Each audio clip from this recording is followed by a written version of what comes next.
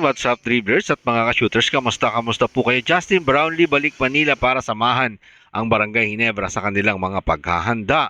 San Miguel Virmen tumagay ng ikalimang panalo matapos pataubin ang Tira Firma Jeep.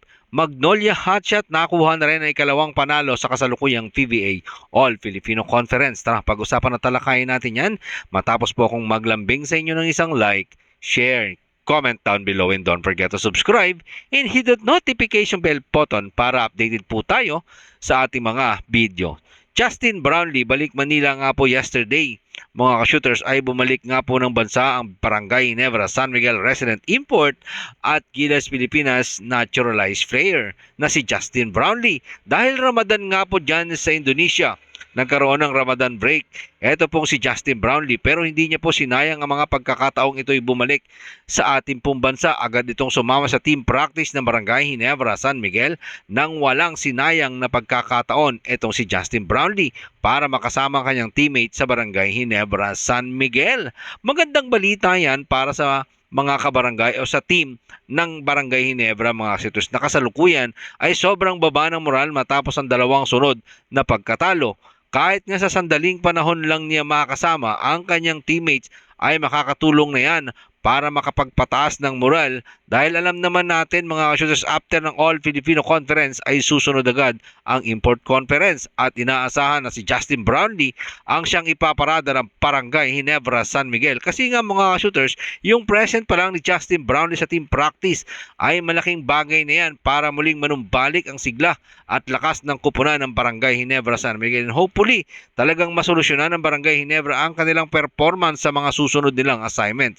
Saglit nga lang daw po si Justin Brownlee dito sa Pilipinas para bisitahin ang kanyang mga teammates sa Barangay Ginebra San Miguel. Para sa akin mga ka-shooters ay magandang balita yan at sa ngayon nga po ay hindi magandang inilalaro ng kupunan mga shooters.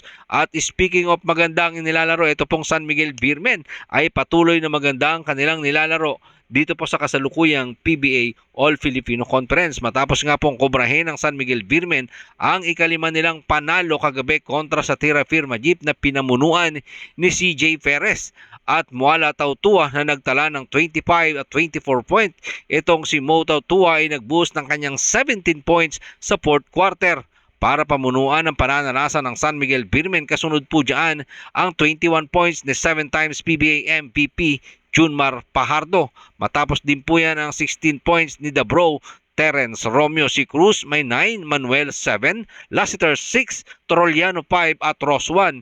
Itong Tira Firma Jeep naman ay consistent si Wami Chongson, may 21, go 24 si Chongson, go 21, Gomez Deliano 21, Stephen Holtz 18. Kung titingnan natin mga shooters yung scoring, no, per quarter ay lamang talaga ang Tira Firma Jeep. First quarter, umiscore ang Tira Firma ng 26, 24 naman sa San Miguel Virmen.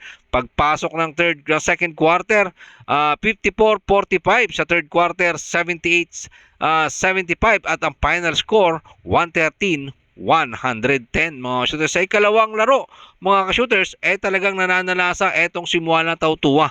Magandang ipinakita nga ni Muala Tautua para po dito sa San Miguel Virmen. Hindi lang siya pinatunayan na backup ni Junmar Pajardo. May chance talaga si Muala Tautua na kumamada ng mga puntos at maganda yung kanya mga naging tikada sa 3 points mga shooters. Yun ang nagpalamang para po dito sa kupunan ng San Miguel Virmen mga shooters, no. Ganong katikas etong si CJ Perez na nagiging consistent talaga yung kanyang laro dito sa kasalukuyang All Filipino Conference. Kaya naman etong si Coach George Gallant ay talagang bilib sa performance na pinakita ng kanyang mga bataan. Sa ikalawang laro, pinutol ng Magnolia Star Hotshot ang kanilang dalawang sunod na pagkatalo kontra sa Northport Batang Pier na may kartadang 4-2 sa kasalukuyang PBA All Filipino Conference. Sa ngayon nga may 2-2 win-loss record ang Magnolia Star Hotshot. Sa panalo nila kontra sa Northport Batang Pier ay nagbuhos ng matikas na 32 points. Ito pong si Ian Sanggalang, mayroon po siyang 8 rebound.